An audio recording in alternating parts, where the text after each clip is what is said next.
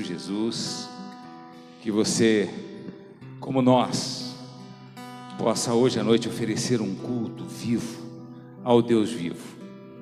O Salmo 139, para que você possa entender o amor de Deus por você. Sei que você sabe que Deus te ama, mas você pode entender o amor de Deus de uma maneira muito mais profunda, lendo o Salmo 139, depois a sós com Deus, prestando muita atenção em tudo que o Salmo 139 nos fala, sobre o conhecimento perfeito de Deus, sobre Deus estar rodeado por anjos, seres angelicais, por Ele ter gerado nossa alma, nosso espírito, ter formado nosso corpo, e Ele vir habitar em nós. Inclusive foi Ele que nos fez. E a Bíblia diz aqui, num dos versículos que nós vamos ler, não vamos ler todo esse Salmo 139, mas o verso 5 diz: Tu me cercas por todos os lados e põe a tua mão sobre mim. Tal conhecimento é maravilhoso demais para mim, é tão elevado que não o posso atingir. Então realmente o Senhor nos cerca, porque somos como crianças para Deus, como filhos pequenos, mas que estão crescendo. E a Bíblia diz aqui no versículo 17: Que preciosos para mim, ó Deus, são os teus pensamentos, e como é grande a soma deles. Se eu os contasse, seriam mais do que os grãos de areia. Quando acordo, ainda estou contigo. E diz aqui nos dois últimos versos: Sonda-me, ó Deus, e conhece o meu coração. Prova-me e conhece os meus caminhos. Vê se há em mim algum caminho mau e guia-me pelo caminho eterno. Todo culto é um tempo não só de meditação, mas é um tempo especialmente de reflexão. Jesus levava as pessoas a pensar, Ele as instigava a pensar, tanto é que Ele falava por parábolas, para que elas pudessem depois entender, procurar o significado da parábola. E hoje o Senhor quer que nós possamos pensar: quem somos? Quem somos?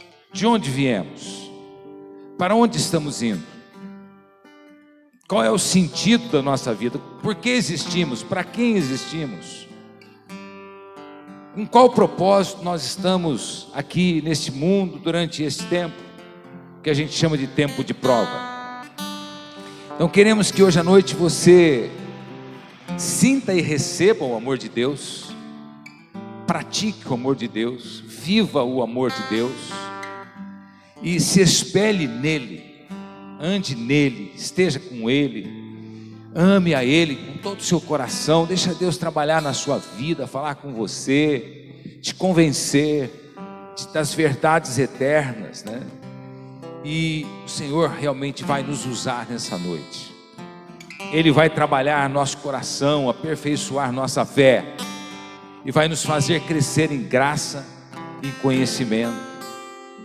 Por isso nós vamos orar agora, abrindo este culto em nome de Jesus. Pai amado, te louvo e te agradeço, porque o Senhor nos trouxe a este recinto com outros irmãos e outras irmãs, para que nós pudéssemos te adorar em espírito e em verdade, para que nós pudéssemos conhecê-lo como tu de fato és, para que nós tenhamos aqui, Senhor, um momento muito especial de intimidade, um momento de adoração comunitária, de encontro uns com os outros, de nós nos edificarmos, nós adicionarmos uns aos outros a tua palavra, o bom perfume de Cristo. Queremos, ó Deus, que a glória do Senhor nos cubra. Queremos, ó Deus, que o teu nome seja honrado e reverenciado. e que nossos corações sejam plasmados pelo Teu Espírito Santo, moldados pelo Senhor, e nós saímos daqui, ó Pai, transformados pela Tua palavra e pela Sua presença, aperfeiçoados e habilitados para toda boa obra. Te agradecemos por esse encontro, em nome de Jesus. Amém.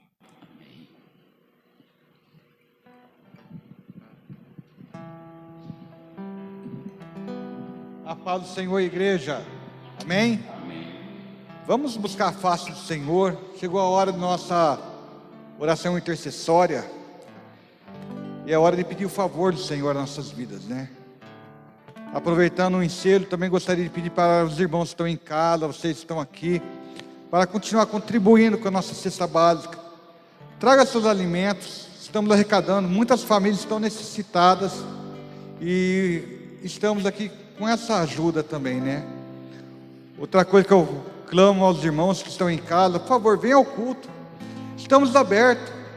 Reclamamos tantas vezes em casa que queríamos ter essa comunhão com os irmãos, e a igreja está aberta. Os irmãos estão convidados e convocados a estar aqui conosco.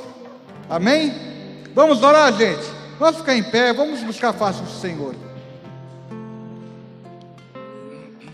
Pai Santo, te damos graças, Senhor, acima de tudo, porque quando raiou o sol, nós vimos que as misericórdias do Senhor se renovou em nossas vidas. Sabemos que nesse mundo nós teríamos aflições, mas o Senhor falou para nós termos bom ânimo. E o Senhor é a nossa rocha, o Senhor é a nossa fortaleza, o socorro presente na hora da angústia. Sabe, Deus, quantas famílias, Senhor, estão acometidas, meu Pai, às vezes da fome.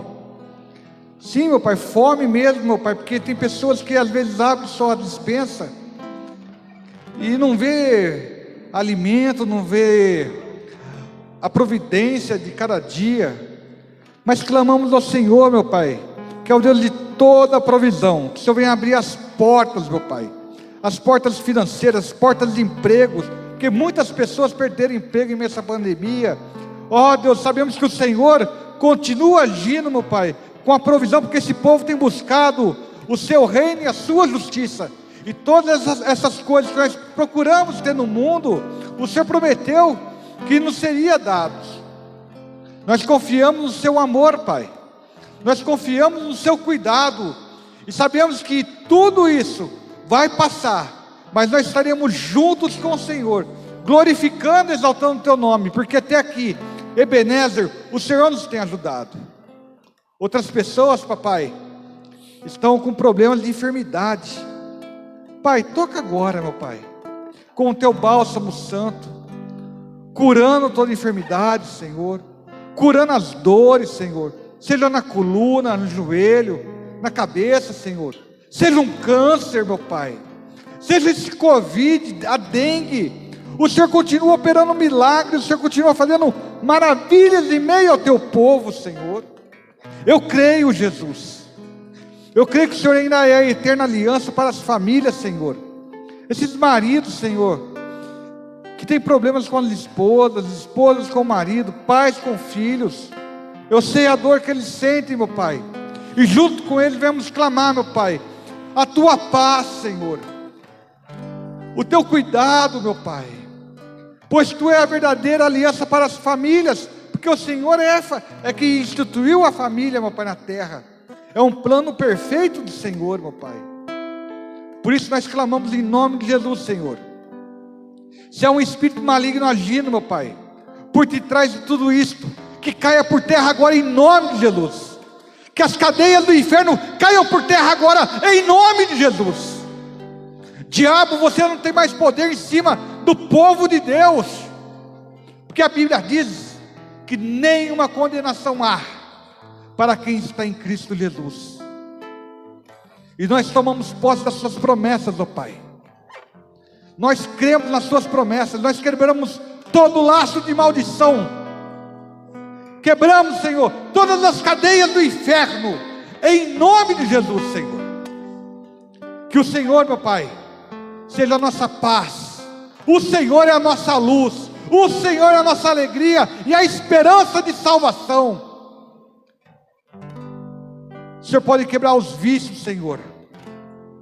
O Senhor pode repreender, Senhor, todo vício, meu Pai, é o cometido, meu Pai. O Senhor é um Deus que liberta. O Senhor é um Deus que transforma. Senhor, como estava aquele gadareno, meu Pai, acorrentado, correndo às vezes, Senhor, por quebrar os grilhões, meu Pai, nus. Senhor, o Senhor livrou ele, meu Pai, daquela legião. Livrou ele daquele vício, Senhor. O Senhor trouxe libertação. O Senhor trouxe restauração.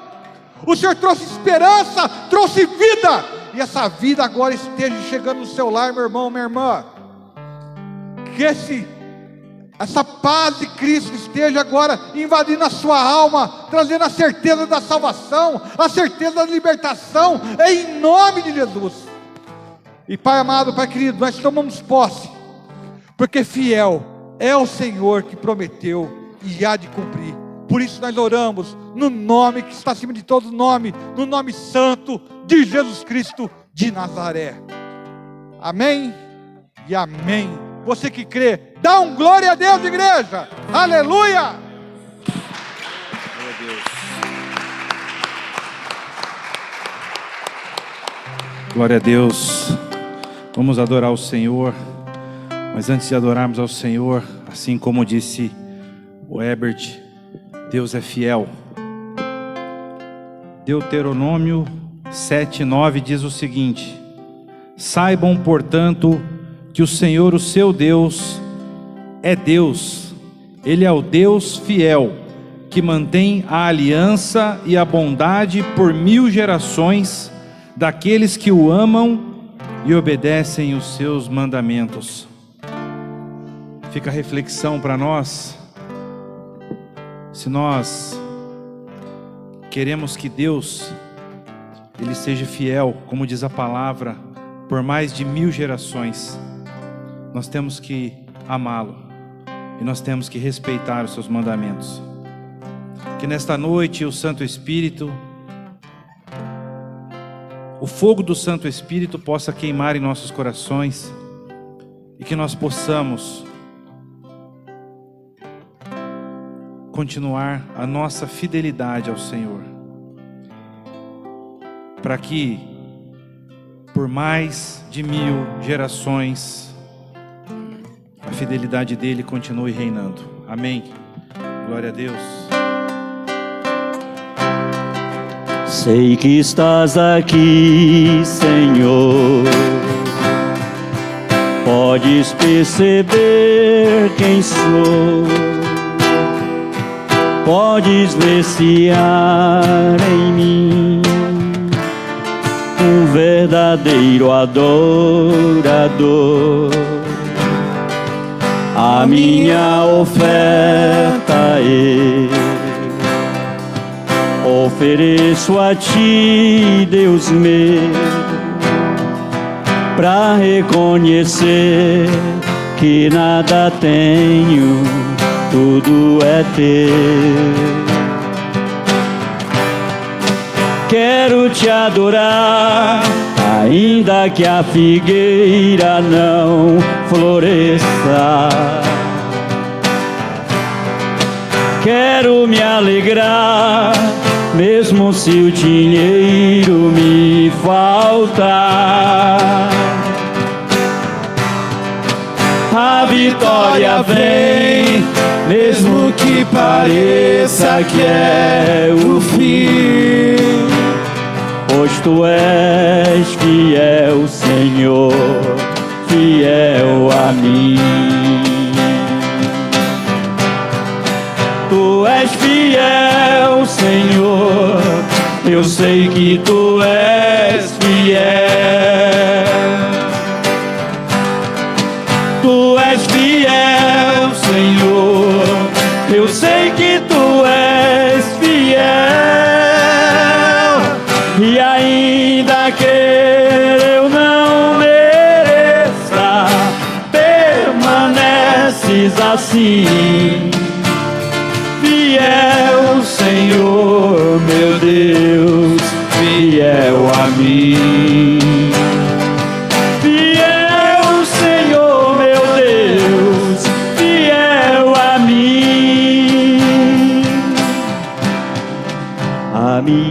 oferta eu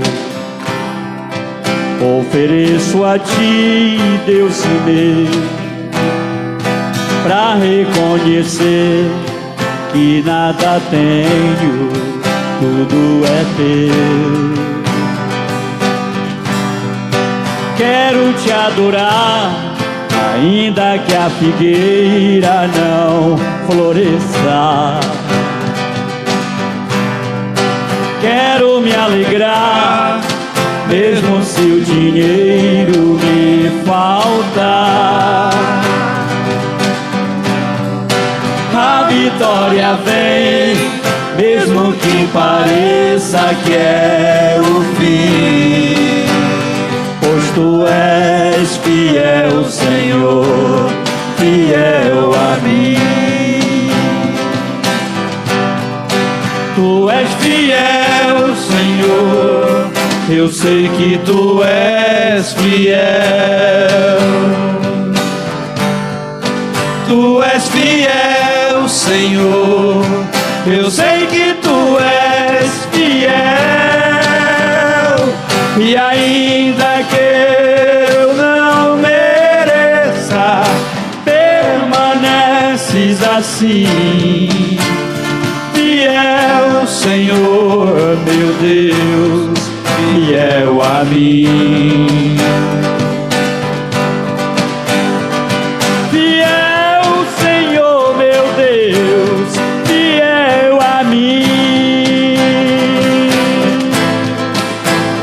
Fiel, Senhor, meu Deus, fiel a mim.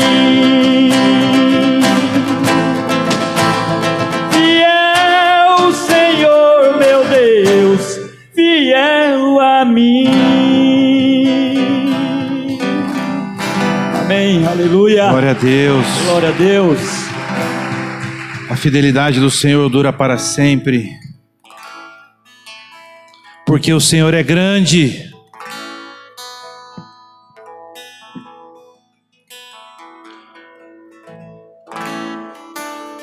O grande eu sou.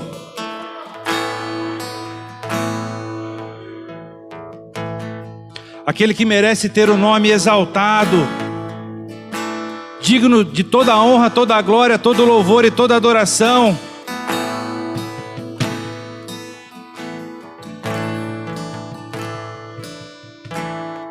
Você pode adorar com palmas, aplauda ao Senhor, aplauda na sua casa, onde você estiver.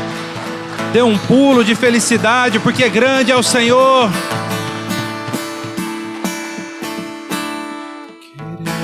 Queremos o teu nome engrandecer e agradecer-te por tua obra em nossas vidas. Confiamos em teu infinito amor, pois só tu és o Deus eterno sobre toda a terra e céu. De novo,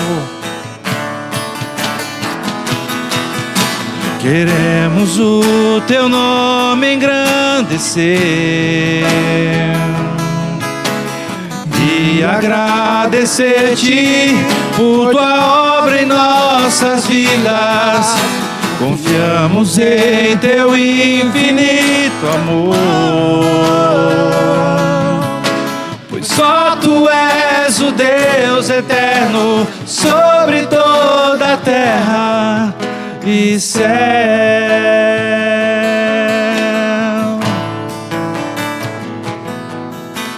Grande é o Senhor e muito digno de louvor. Na cidade do nosso Deus, teu santo monte, alegria de toda a terra.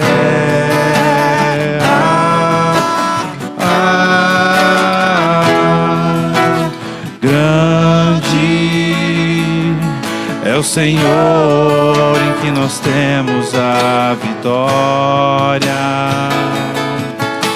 que nos ajuda contra o inimigo. Por isso diante dele nos prostramos.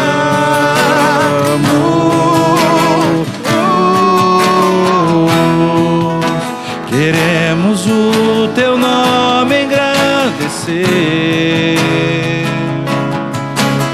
e agradecer-te por tua obra em nossas vidas. Confiamos em teu infinito amor, pois só tu és o Deus eterno sobre toda a terra e céu.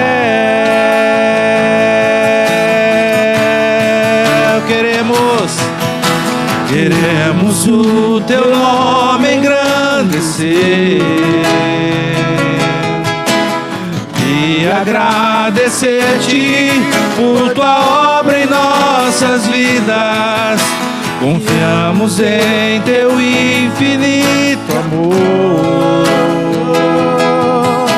pois só tu és o Deus eterno sobre toda a terra e céu,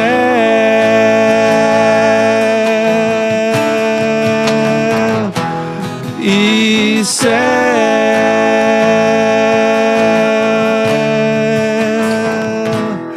e céu.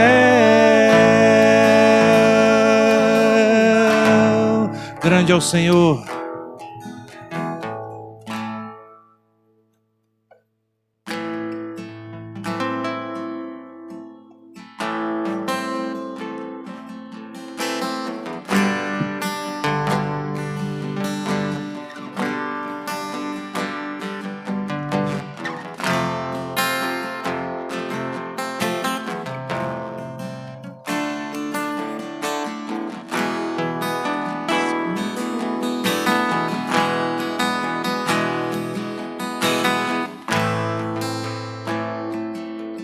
Nós possamos navegar no oceano do Senhor,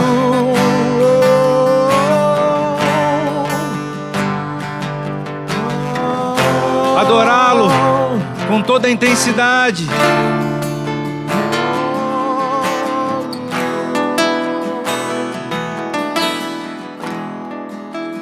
Eu navegarei no oceano do Espírito e ali adorarei ao Deus do meu amor. Eu navegarei no oceano do Espírito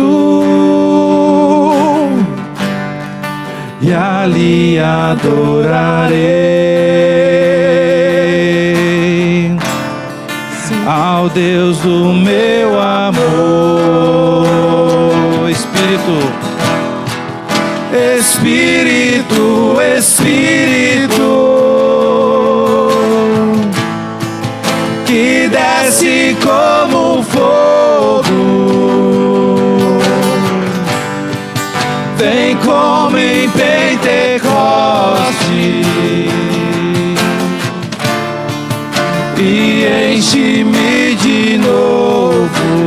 Espírito, Espírito, Espírito, Espírito, que desce como fogo, fogo santo, vem como em Pentecoste e enche-me de novo. Eu adorarei ao Deus da minha vida, que me compreendeu sem nenhuma explicação. Aleluia. Eu adorarei ao Deus da minha vida, que me compreendeu sem nenhuma explicação. Espírito, Espírito, que desce como fogo, vem como em Pentecoste,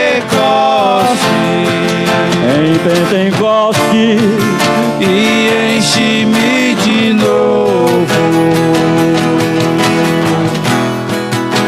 Espírito, Espírito,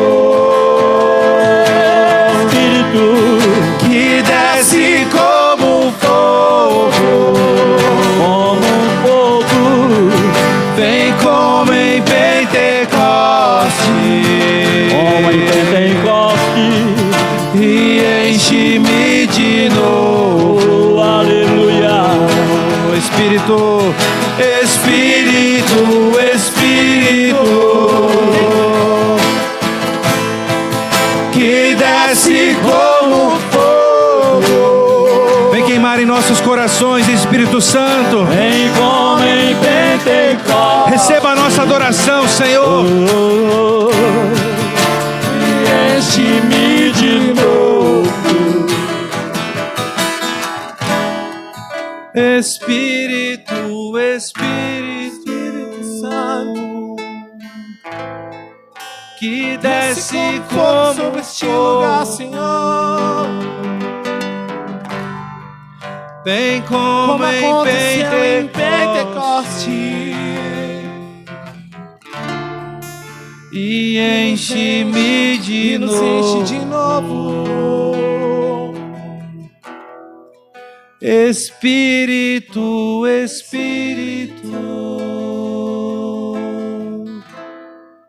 que desce como fogo sobre este lugar, Senhor. Vem como em Pentecoste, como aconteceu em Pentecoste, e enche-me de novo. Espírito, Espírito, Receba o Espírito.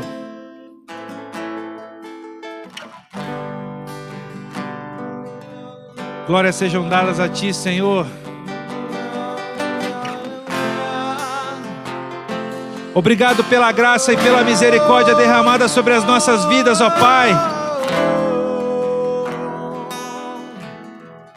Invada os nossos corações nesta noite, em nome de Jesus. Amém. Glória a Deus. Pode aplaudir ao Senhor, você que está aqui na igreja. Na sua casa também aplauda ao Senhor. Ele merece, Ele é digno de toda a honra, toda a glória. Que bom. Quem está aqui, se assente, por favor. E Deus abençoe esse ministério. Os ministérios que estão aqui, né? Que tem vários ministérios aqui, pessoas com vários dons. Alguns na área de ensino, outros na área de pregação, outros na área de compaixão, outros de visitação, outros com crianças, outros com jovens. Diaconia, louvor, música, som, imagem. Cada um tem de Deus um dom, um talento, ou alguns. Ministério de oração, que é importantíssimo. E eu trago,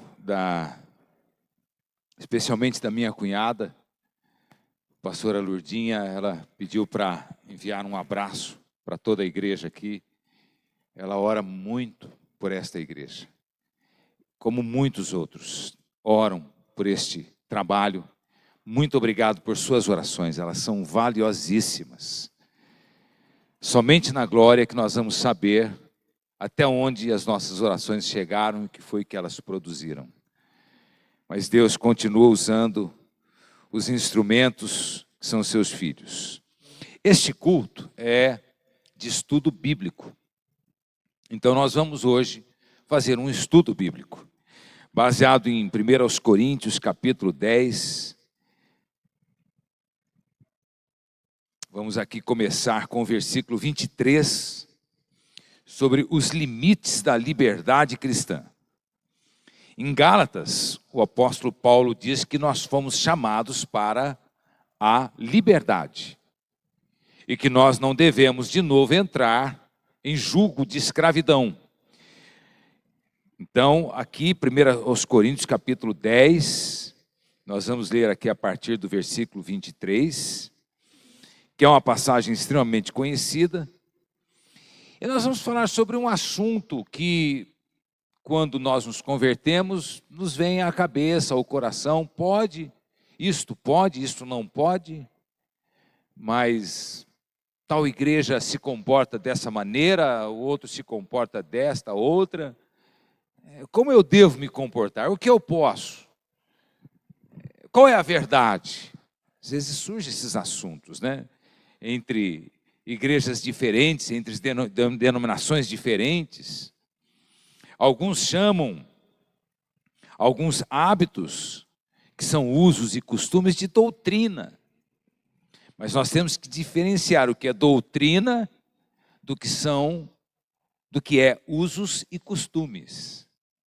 Doutrina é doutrina da salvação, doutrina da ressurreição, doutrina da santificação, doutrina das coisas futuras, doutrina a respeito do pecado. Isso é doutrina. Agora, usos e costumes, se podemos usar isto, não usar aquilo, isso são usos e costumes que dependem muito daquilo que a palavra de Deus fala. E nós vamos ver o que a palavra de Deus fala a respeito disto. Então, o que diz o apóstolo Paulo aqui no versículo 23? Mas não é ele, é Deus que está falando por meio dele à igreja, aos cristãos. Diz assim: todas as coisas são lícitas ou legítimas ou permitidas, mas nem todas convêm. Todas as coisas são lícitas, mas nem todas edificam, ou seja, nem todas constroem nossa espiritualidade ou nos ajudam a ser melhores cristãos. Ninguém busque o seu próprio interesse, e sim o de seu próximo. Comam de tudo o que se vende no mercado, sem questionamento algum, por motivo de consciência. Porque do Senhor é a terra e a sua plenitude. Se alguém que não é crente convidá-los para comer, e vocês quiserem ir, comam de tudo o que for posto diante de vocês, sem questionamento algum, por motivo de consciência. Qual a sua consciência? Porém, se alguém disser a vocês, isto, ou seja, o que está em cima da mesa, é coisa sacrificada a ídolos, ou seja, aquela carne, aquele animal foi primeiramente sacrificado a algum deus, com D minúsculo, e depois de ter oferecido o animal lá, frango, sei lá o que, veio e assou e pôs para comer. Então, se a gente sabe, a Bíblia diz, se você sabe, se nós sabemos que aquela comida que está sobre a mesa foi oferecida a ídolos, é sacrificada a ídolos, não comam, por causa daquele que deu a informação, entendeu? Por causa daquele que deu a informação, e por motivo de consciência, para não ferir a consciência de quem? Dele. Consciência, digo, não a sua propriamente, mas do outro. Porque a minha liberdade, ou a sua liberdade, a nossa liberdade, deve ser julgada pela consciência de outra pessoa? Se eu participo com gratidão, porque sou criticado por causa daquilo, porque dou graças? Portanto, se vocês comem ou bebem, ou fazem qualquer outra coisa, qualquer outra coisa, façam tudo para a glória de Deus. Não se tornem motivo de tropeço nem para os judeus, nem para os gentios, mas nós não estamos mais nesse contexto de judeus e gentios. Estamos no Brasil, por exemplo, nós aqui, nem para a igreja de Deus, assim como também eu procuro em tudo ser agradável a todos, não buscando o meu próprio interesse, mas o de muitos, para que sejam salvos. Esta semana, por exemplo, um irmão em Cristo, que foi um dos primeiros convertidos do meu primeiro ministério, temos contato até hoje, ele me perguntou a respeito do sábado. E eu disse a ele, então, em áudio, pelo telefone, eu respondi, olha, sábado não significa sétimo. Sábado significa descanso. Então não tem a ver com o nosso sábado, tem a ver com um dia de descanso. A Bíblia diz que Deus trabalhou 6 dias e descansou no sétimo dia dele. Descanso, Shabá, descanso, ok. O judeu guardava o sábado, mas nós não somos judeus. Qual o dia que nós guardamos? Todos.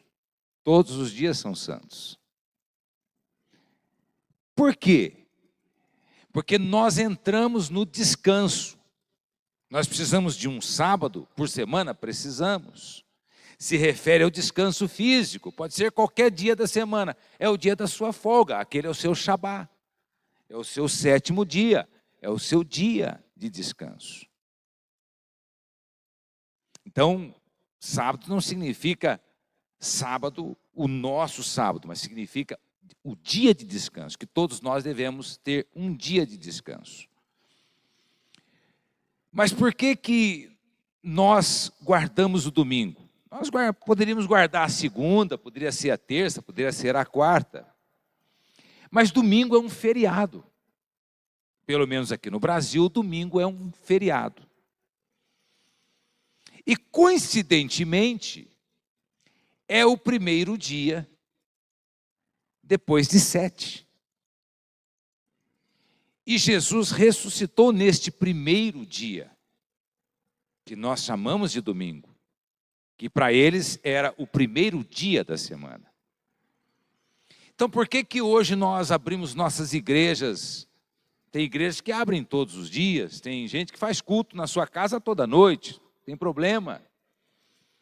Mas em especial hoje nós viemos à casa de Deus aos domingos, porque Jesus ressuscitou no domingo. Para nós, o primeiro dia da semana, o domingo, chamado domingo, ele nos lembra, Cristo está vivo. A cruz está vazia, o túmulo está vazio, mas o trono está ocupado. Nós olhamos para a cruz vazia, lembramos do Cordeiro. Nós olhamos para o trono ocupado, lembramos do leão. Por isso nós, então, no domingo, nós paramos o nosso trabalho, aqueles que não trabalham aos domingos, e viemos nos encontrar aqui. Como alguns vêm aos sábados, como alguns vêm outros dias, às quintas, às terças. Por quê? Porque já não há mais um dia específico. Todos os dias são santos. Eu sou santo ao Senhor, nós somos santos ao Senhor todos os dias da semana. E nós então descansamos num dia, porque isso continua valendo. Trabalharás 6 dias e descansarás um dia. Então isso vale, isso está certo. Você não pode ficar trabalhando todo dia, isso está errado, é antibíblico. Há um dia que você para as suas atividades, você desliga, você pisa no freio, Você vai dormir até mais tarde, você não vai se preocupar os trabalhos da casa ou trabalhos externos, você vai relaxar para descansar a mente e descansar o corpo e renovar o espírito. É isso o conceito que está por detrás de um dia consagrado a Deus, um dia de descanso. Mas ele está falando aqui de coisas lícitas e de coisas ilícitas. Então ele está dizendo o seguinte: olha, não há mais alimentos impuros. Esse é o que Paulo fala aqui. Você vai almoçar, vai jantar na casa do irmão, na casa da irmã, na casa de um parente, de um visitante, de alguém, de um colega, um conhecido.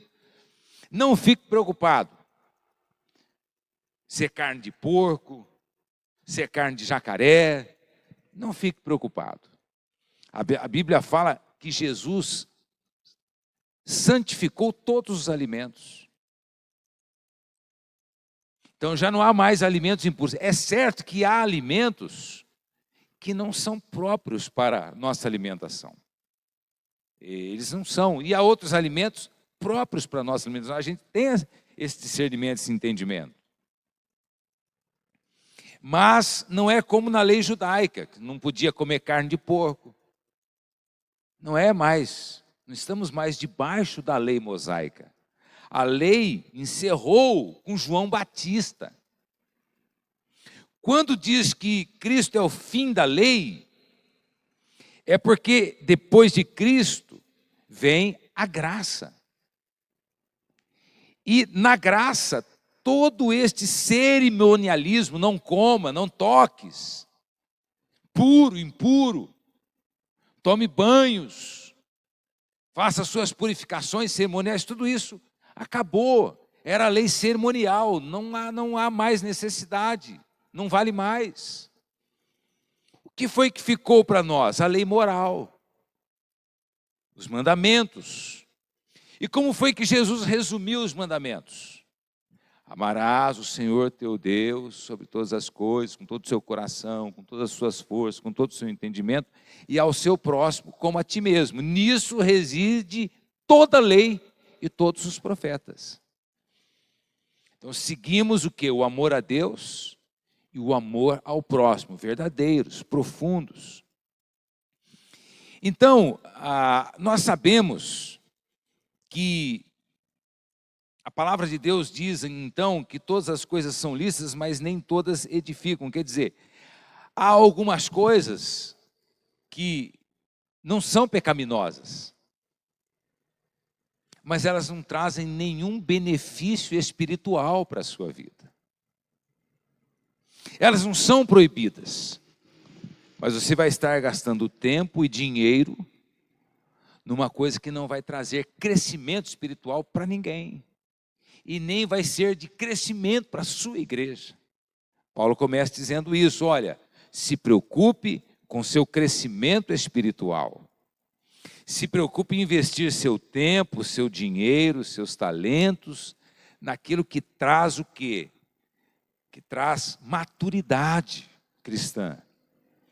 Aí ele continua dizendo assim: ninguém busque o seu próprio interesse, sim o de seu próximo. Quer dizer, quando nós nos convertemos, nós não nos convertemos só a Cristo.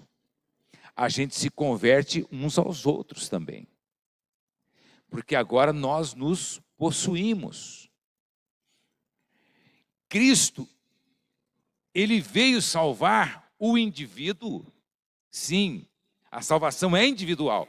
Mas uma vez salvo, ele nos põe na massa, na coletividade, na comunidade, na família.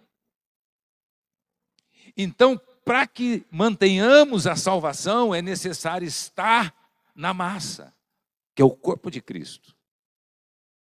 Alguém pode ser salvo no meio da rua, alguém pode ser tocado por Deus embaixo de uma árvore, dentro de um ônibus, qualquer lugar ele pode se converter. Mas depois da conversão, a primeira coisa que ele procura é um grupo de cristãos autênticos para se reunir e ser membro do corpo, aquele aquela partícula do corpo, do grande corpo de Cristo, dos que já partiram, igreja triunfante, já triunfaram, estão na glória. A gente chama de igreja triunfante. Uma parte da igreja está lá, já triunfaram. Outra parte está aqui, igreja militante, ainda é a igreja que está guerreando as guerras, as lutas. Então ele diz o seguinte: coma de tudo. Não fique questionando, perguntando nada. Por quê? Porque em Hebreus diz que pela oração e pela palavra, tudo é santificado. Então, quando nós nos sentamos para comer, por exemplo, que está falando de comida, pelo que temos que agradecer? Se nós estamos num grupo de pessoas, ali tem 4, 5 pessoas na mesa, quando você ora, você se assenta na mesa, você agradece pelo quê? Normalmente a gente agradece pela comida. Mas a oração que nós precisamos fazer quando estamos na mesa é: Senhor, obrigado pelas pessoas que estão em volta dessa mesa. Não é a comida, é o encontro. É a reunião em volta da mesa.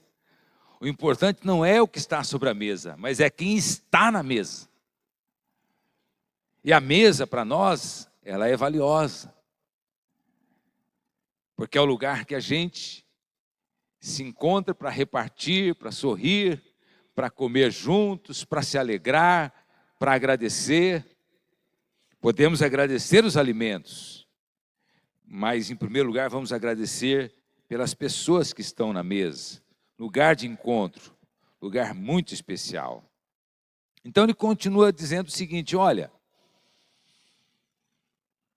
você tem uma consciência de que algo não é pecado? A Bíblia diz que isto não é pecado? Ótimo. Tenha a sua consciência firme. Agora, o que João fala lá em 1 João? A respeito de culpa. Ele diz o seguinte: se o teu coração não te acusa, tendes paz com Deus. Então, se você faz algo,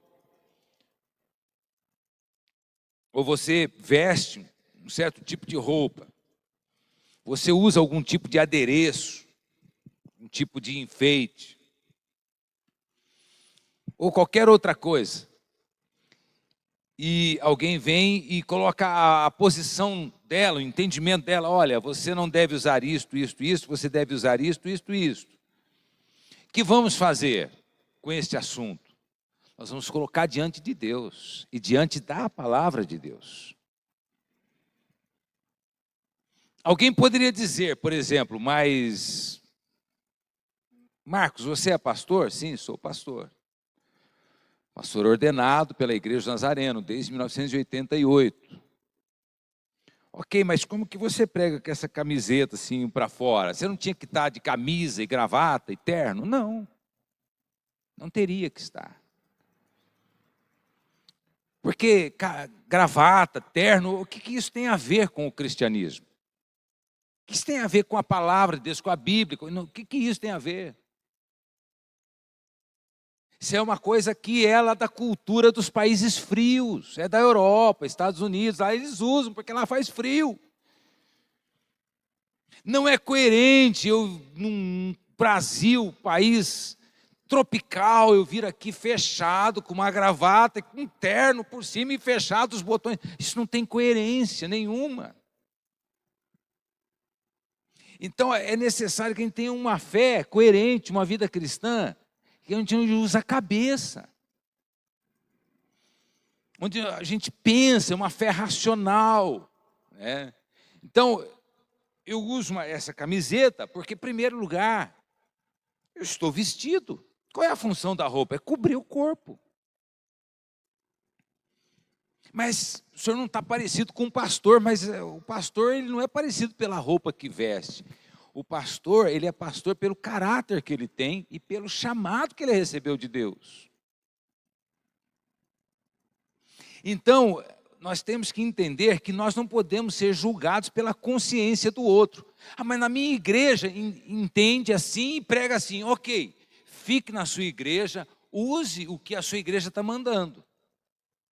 Não, mas na minha igreja pensa assim, mas não concorda, então saia. Mas se você é daqui da igreja do Nazareno, você está aqui, ó, dentro dessa liberdade cristã. E agora o próprio Espírito Santo de Deus vai soprar no seu coração. O que João disse, novamente voltando a João, primeira carta de João, ele diz assim: vós recebestes a unção. O que é a unção? A visitação e a presença permanente do Espírito Santo. E esta unção, esta presença permanente do Espírito Santo vos ensina todas as coisas. E isso foi profetizado lá no Antigo Testamento, e já não ensinará mais o seu próximo uns aos outros, porque serão todos ensinados pelo Senhor. É cumprimento da profecia. Lógico que nós nos ensinamos uns aos outros, nós nos edificamos, nós discipulamos uns aos outros. Há o ministério de ensino, o ministério de discipulado, de formação, mas o Espírito Santo, ele desde antes da conversão, ele já estava trabalhando na nossa vida, e depois da conversão muito mais. Então nós temos que ter, amados, uma consciência para com Deus. Agora é lógico que nós podemos abusar dessa liberdade, e nesse caso já não será mais liberdade, será libertinagem. A libertinagem é a liberdade torcida. Então, que tipo de roupa eu posso usar? Você pode usar uma roupa que esteja dentro do critério lá que Pedro colocou na sua primeira carta. Mas o que Pedro falou sobre roupa? Ele falou que todo tipo de roupa que nós usamos tem que ser com modéstia e com decência.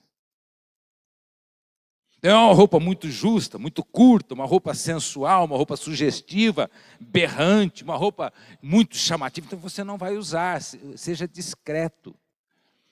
Não provoque as pessoas. Então, que tipo de roupa podemos usar? Aquela roupa que não sugira sensualismo, que não faça sugestividade sexual, que não induza as pessoas à cobiça, que não fique produzindo, atração sexual. Essa roupa nós não vamos usar. Então nós devemos nos cobrir de uma maneira que é uma roupa que se usa hoje, mas com equilíbrio, com coerência, com modéstia. O que é modéstia? Simplicidade.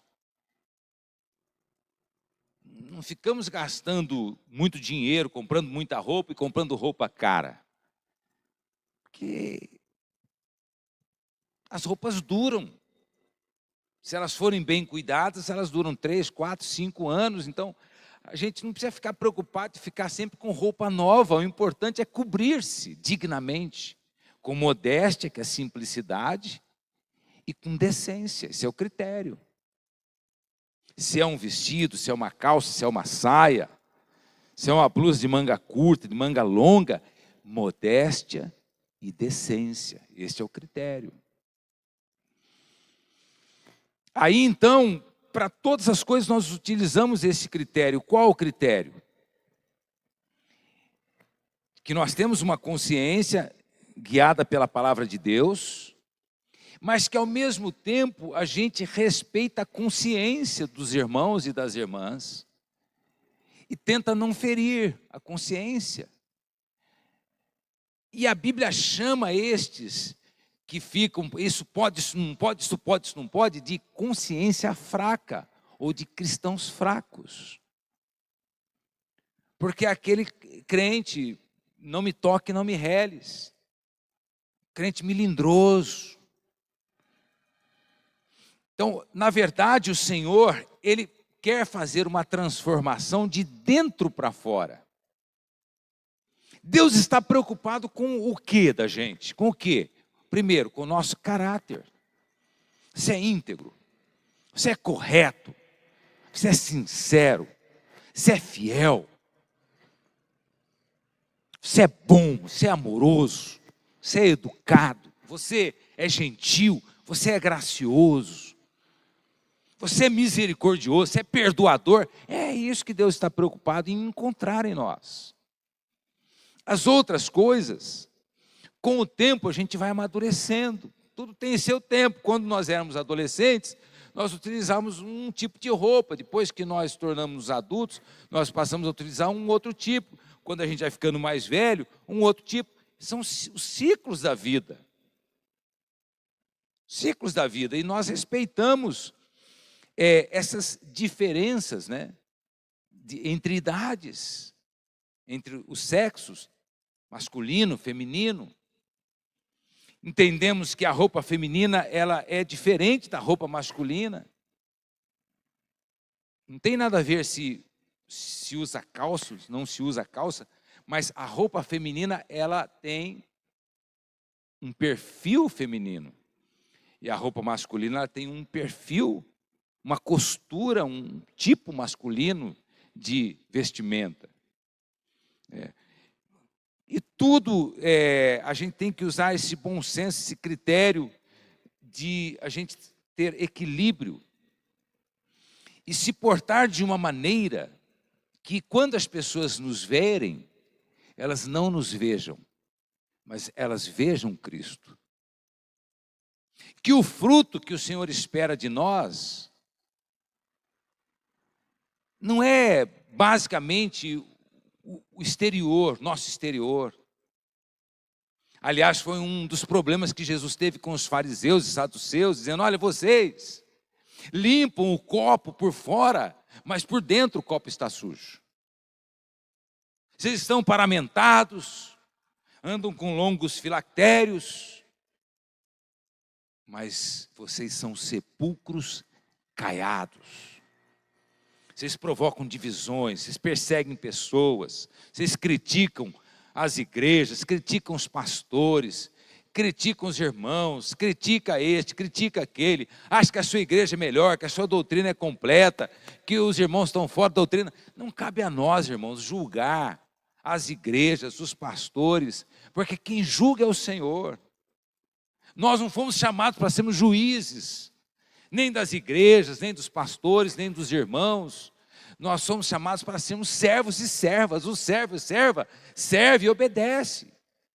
Ele não fica apontando, ele não fica acusando, ele não fica recriminando, ele abençoa. Por isso que Tiago diz que de uma mesma boca não pode sair água doce e água amarga. Que quando vocês falarem, falem com graça, com palavra temperada com sal, quer dizer, palavra boa, gostosa, para edificação. Às vezes, alguém nos fala coisas certas, corretas, falou do Espírito, falou da parte de Deus. O Espírito confirma com você que aquilo é de Deus. Mas se alguém traz uma palavra que traz confusão, traz briga, traz discórdia, traz bafafá, traz perturbação, traz dúvidas, isso não é do Senhor. Não é do Senhor. Porque quando Deus toca, a princípio a gente até pode sentir uma tristeza. Paulo fala uma tristeza decorrente do quê? Do nosso erro, porque a gente cai em si e fala: poxa, eu estou errado. Aí vem um processo de tristeza e arrependimento e mudança, que é a metanoia, mudança de mente, mudança de consciência, mudança de postura, mudança de atitude. Isso é conversão, é novo nascimento.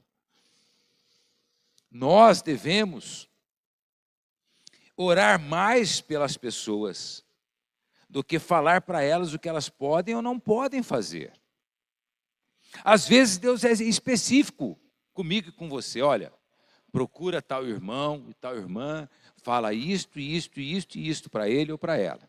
Deus é específico. Às vezes revela em sonho, às vezes ele fala mesmo, claramente. Aí você vai: olha, eu estou aqui da parte do Senhor, humildemente, trazendo um recado do Senhor para você. E entrega o recado. A função do profeta é entregar o recado. O que a pessoa vai fazer, se ela vai obedecer, não vai, se ela é problema dela. A função do profeta é entregar a mensagem, não é ficar lá cobrando. Fez? Então, não é. A função do profeta é entregar o recado. E profecia na Bíblia, ela não é uma revelação especial. A Bíblia é a profecia. Ela já é a palavra profética. Tudo que nós precisamos para a salvação e para a santificação está aqui. Todos os princípios para a vida diária estão aqui. Existe o ministério profético? Existe. O que o profeta faz? A Bíblia diz que o profeta ou a profetisa, ele faz sobretudo 3 coisas. Ele encoraja, que é a exortação. Exortação significa encorajar. Ele encoraja ou estimula, edifica ou produz crescimento espiritual e educa na fé. Por isso que nós não estamos correndo atrás de profetisas ou de profetas. Nós já temos a palavra profética. Por isso que nós não temos aqui revelações. Tudo está revelado, está descortinado. No dia a dia, Deus vai falando comigo, com você. Visite tal pessoa, ore por ela. Olha, aquela pessoa está enferma, impõe as mãos sobre ela. É assim que funciona. Olha, aquela pessoa está esfriando, vai lá e aqueça o coração dela. Aquela outra, ela está na dúvida, vai lá e tira a dúvida dela antes que ela despenca para o abismo de uma vez. Isso que Judas fala, salvai alguns, arrebatando-os da dúvida. Porque vira e mexe, irmãos, vem um mosquitinho venenoso e morde você. Olha, sua igreja é problemática, é um mosquitinho envenenado. Já colocou um veneninho lá dentro de você. Olha, a igreja do Nazareno é porta larga, não tem doutrina, é a igreja mundana. Poderia falar da Nazareno de qualquer uma, qualquer nome, tem tantos nomes. Mas nós não fomos chamados para sermos críticos ou juízes, nós somos chamados para amar, para servir, para abençoar. Nós temos que ser atraentes e não repelentes. Nós temos que ser aqueles que conseguem provar as coisas, não no poder da carne, no poder do grito. Não precisamos orar alto, irmãos. Deus não é surdo. Eu estive orando numa loja essa semana, perto de casa, e o dono da loja falou, pastor, é o seguinte, vem uma irmã aqui, colega da minha esposa, meu Deus, quando ela começa a orar aí, eu tive que sair daqui do meu escritório e ir lá, bravo, falar, irmã, por gentileza, ora abaixo, irmã. Eu fiquei nervoso, pastor. Aí oramos na sala dele, oramos lá na sala da esposa dele, nos fundos. Como? Uma oração normal, não precisa elevar a voz. Não precisa fazer aquela gritaria, aquela berração. Porque daí o vizinho escuta, mas o que está acontecendo? Então, o equilíbrio, ele acompanha os cristãos que têm bom senso. A igreja do Nazareno, ela é uma igreja que busca o equilíbrio, porque se você estiver numa ponta e você excluir a outra, então você está desequilibrado. Se você está nessa outra ponta também, mas se você achar o equilíbrio entre as pontas, o equilíbrio é o meio. O equilíbrio, ponto de equilíbrio, é isso que Deus quer que nós tenhamos. Tem coisas, a Bíblia ela não é um livro de detalhes, ela não é um livro de ciência. A Bíblia é um livro de princípios. Nós trabalhamos com princípios. E qual é o princípio de Paulo aqui? O apóstolo Paulo está dizendo o seguinte, olha, os tempos mudam, as coisas mudam, nós não somos judeus, nós não estamos debaixo da lei, nós fomos chamados para a liberdade. Não coloquem tropeço nos pés dos outros. Aqui, ó, diz aqui no versículo, aqui no final, não se torne motivo de tropeço para ninguém. Por isso que a Bíblia diz, fale a verdade, mas fale a verdade em amor. Irmãos e irmãs, que a gente possa perguntar para Deus, podemos perguntar para os nossos líderes também. Pastores são para serem consultados. As ovelhas, elas seguem o seu pastor. Cada rebanho tem seu pastor, tem seus líderes de ministérios, líderes departamentais. Surgiu a dúvida, procure o seu pastor. O seu pastor vai te mostrar dentro da Bíblia, a palavra de Deus. Ah, mas não é assim que eu creio, eu sou da denominação tal e lá faz-se assim. Amém, irmão, Deus abençoe, continue lá na sua igreja, seja fiel à sua igreja, tá bom assim para você? Tá, então amém, Deus abençoe. Aqui nós fazemos diferente. Por quê? Porque qual é o lema da igreja do Nazareno? Nas coisas essenciais, que eu falei das doutrinas, que não são usos e costumes, são doutrinas, as grandes verdades do cristianismo. Nas doutrinas, ou nas coisas essenciais, unidade. A gente não pode divergir, não pode ter diferenças de igreja para igreja quanto à salvação, o perdão, a justificação, a reconciliação, a ressurreição, a remissão de pecados, a santificação do Espírito por meio do Espírito Santo, céu, inferno, a segunda volta de Cristo, a ressurreição dos mortos, o juízo final. Nisso não há dúvida, isso é doutrina, isso é essencial, tem que haver unidade. Nas coisas secundárias, pode comer isso, pode comer aquilo. Nas coisas secundárias, pode usar isso, pode usar aquilo. Tolerância em todas as coisas, sejam elas essenciais ou não essenciais, ou secundárias. Amor, esse é o critério, esse é o lema. Então se nós formos discutir aqui, ou conversar a respeito da palavra de Deus, nós temos que conversar sobre coisas que nos unem, não sobre coisas que nos desunem. Às vezes nós vamos tratar aqui, fazer uma reunião com irmãos de várias denominações evangélicas, fazer uma reunião, um concílio, um culto, mas nós vamos aqui tratar daqueles pontos onde nós pensamos igual. Não adianta eu sou da igreja do Nazareno e vou pregar uma mensagem numa outra igreja que lá eles não creem dessa forma. Então, eu tenho que pregar uma mensagem para aqueles irmãos que esteja dentro, né, da palavra, lógico, mas dentro daquele contexto deles, ou uma palavra neutra, que os abençoe. Não entre naqueles pontos de diferenças ou de divergências. Então, esta é a recomendação, queridos, porque há muitos que estão pescando nos outros aquários. Vem para a minha igreja, visita a minha igreja. Nós não queremos pescar nos aquários dos outros. As ovelhas que estão já, que o Senhor já dispôs em cada lugar, com os seus pastores, deixa elas lá com os seus pastores. Nós queremos é pescar almas no mundo. Nós não queremos encher de crentes de outras igrejas, porque os crentes já têm suas igrejas.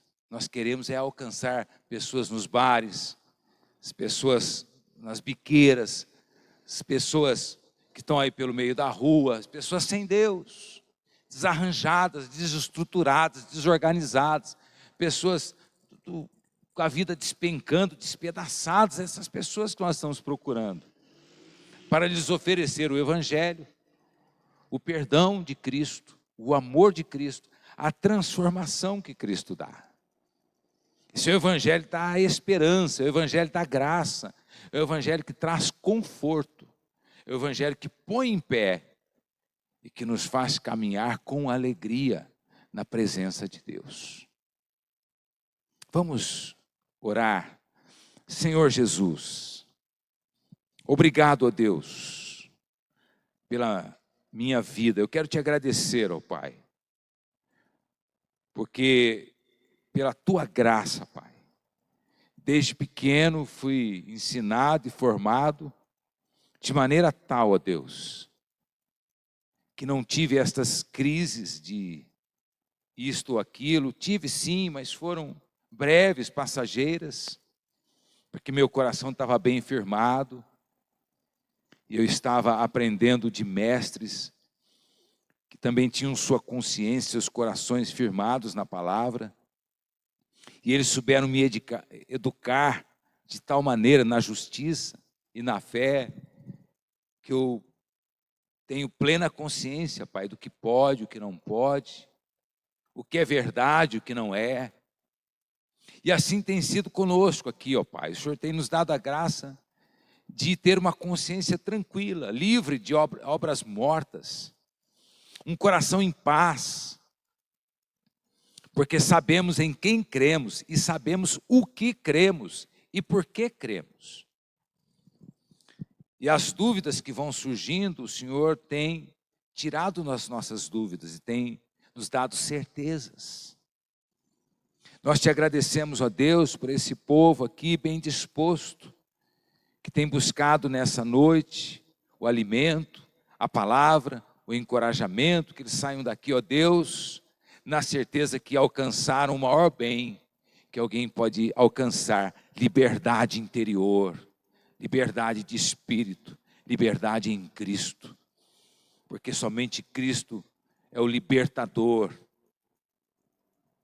Nós queremos te louvar, ó Pai, porque fomos libertos do pecado, fomos libertos do mal, fomos libertos das garras de Satanás, fomos libertos das prisões, das mentiras, fomos libertos dos vícios, fomos libertos de maus costumes, fomos libertos de maus amigos, fomos libertos de tantos males, ó Pai.